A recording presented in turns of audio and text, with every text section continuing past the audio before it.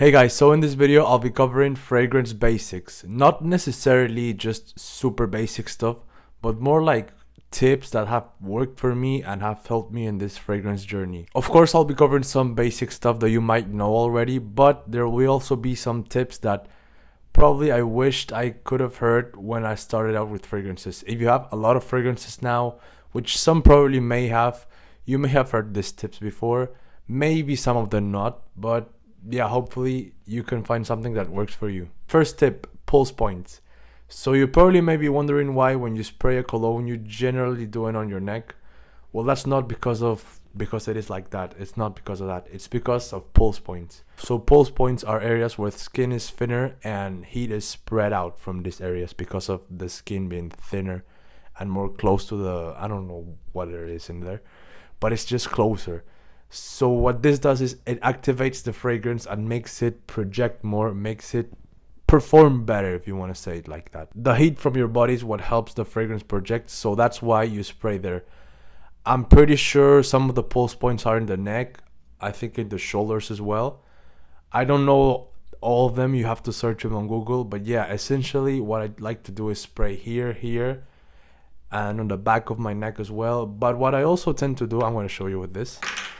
What I also tend to do is when I want to overspray, I'll spray like this and like this. Like just 1, 2. You don't have to do that if you don't want to, but that's just what I like to do. Of course, you could spray under your shirt, but I don't know if that really works. I personally never do that. If I want to spray on other parts that aren't my neck, I just spray on the clothes. So yeah, very important, pulse points. Always spray on your pulse points. This goes in hand with number 2, which is just don't do this. Like I see some people do this. Some people just spray in the air and just walk in. That doesn't do anything, and it basically wastes like 75% of, well, no, 95% of fragrance is wasted. This goes in hand with the first one because what you're just doing is you're basically wasting your fragrance. So if you don't care about that, like fine, do it. But spraying on pulse points is just 10 times more effective. Just don't do that. It's just bad because you're just wasting your fragrance, especially when it's an expensive one. Just like, it doesn't work, don't do it. Another thing that people tend to do is to spray on their wrists and just rub it. That doesn't really do anything either. I've heard that makes top notes mix faster with like the bottom notes and makes the fragrance last a short amount of time. I really don't see that much of a difference, but just to make sure, like, don't do it because it really doesn't do anything. This isn't as a big of a difference as the other one, because the other one you were actually like wasting your fragrance, but just don't do it because it doesn't do anything. And for some reason it makes me mad when I see people do it. But yeah, just doesn't do anything, don't do it. This one will be a bit more oriented to like how to build properly your collection. And the first thing you should know is how to pick a fragrance to buy, how to know what do you need.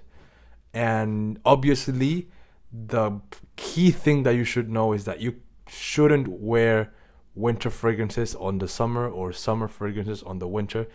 They have been built like that for a reason, and I will explain why now. But of course, there are exceptions that I will talk about later on. But first, how do you pick a summer fragrance or a winter fragrance? For summer fragrances, you should go for things that are a bit lighter, aquatic, citrus, sometimes marine, salty. An example of this is Jean Paul Gaultier Le Beau Paradise Garden. Why? Because this is minty, it's fresh, it's aquatic. It's just great for summer. You should wear something refreshing and energetic. Yes, most of the time they will lack performance, but that's why heat is there, because heat will help them project and have a bit of a better performance. Because in the winter these fragrances won't have that special help that the summer heat gives them of performing better. Instead, they will just be overpowered by the cold weather, because cold weather makes it a bit harder for fragrances to perform. And yeah, in most cases, most summer perfumes will just not stand it and will not perform well. On the other hand, there are winter fragrances which are heavier, richer, denser, and overall just built for winter. A very good example of this is Le Male Parfum, which is just vanilla, iris, cardamom, just powdery, sweet, heavy notes that really makes it strong to last through the cold winter, make it strong enough to be able to cut through that cold and project. This is just a perfect example of a winter fragrance because it's been built for lasting longer. It's been built to be able to cut through the winter, which summer fragrances don't have. But because this has been built to be able to cut through weather that's not as easy as in summer and it's just super heavy, this will feel very out of place on summertime, especially in that high heat.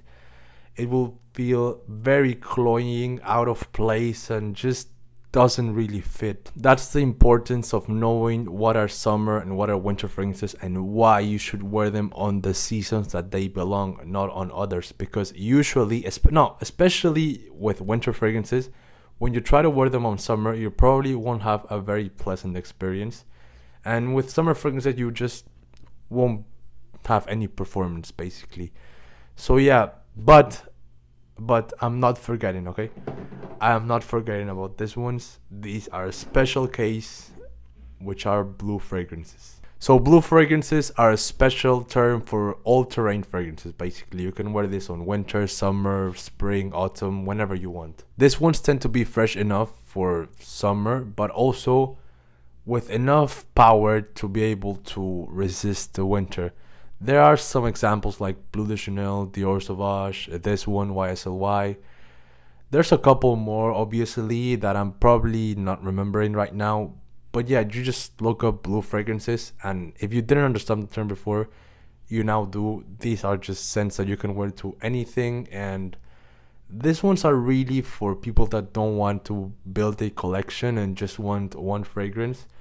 You can just go for a blue fragrance and like that's it. One final thing I would like to talk about is when you build your fragrance collection, because you like a certain note or like the vibe of a fragrance or the smell, please just don't go and buy every single fragrance that is similar to it. Just don't go to Fragrantica and start searching, ooh, what is similar to, I don't know, La Male Parfum, and just buy all the fragrances that are there because you like this one. Because when you do that, what you're gonna do is you're gonna get tired of the DNA and just become bored. I'm a victim of this, okay? So when I liked a fragrance at the start, I tend to go on and buy fragrances that were similar just because I like the scent profile. But that's something that you should not do, especially if you have a small collection, because you will have no versatility and you will be very bored of the scent profile at the end. So I just don't recommend that. If you have a massive collection, I don't see a problem with it because you like a scent profile by many fragrances and you just have a lot of scents anyway, so I don't see a problem with it. But when you have a small collection, you really don't want to be doing that, because with a small collection you should be looking for diversity in your collection, because you don't have many options. So you just want one fragrance that covers every situation that you need, not just one scent profile that I like. So that's why my whole collection is just this scent profile. You really shouldn't do that, because I just see more negatives than positives in that decision. So yeah guys, those are some tips that have helped me throughout my fragrance journey so far.